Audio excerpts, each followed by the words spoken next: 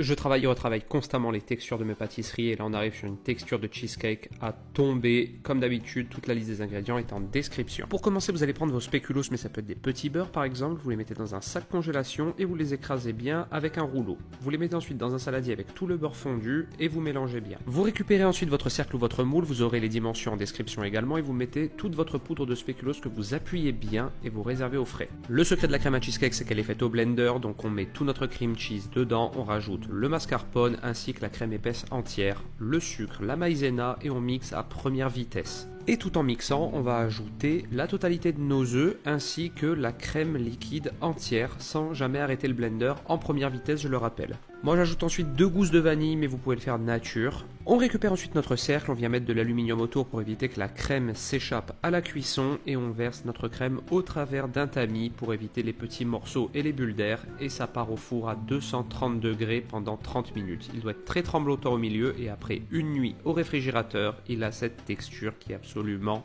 incroyable. Je suis en train de bosser sur une version light de ce cheesecake, elle sort bientôt donc n'hésite pas à t'abonner.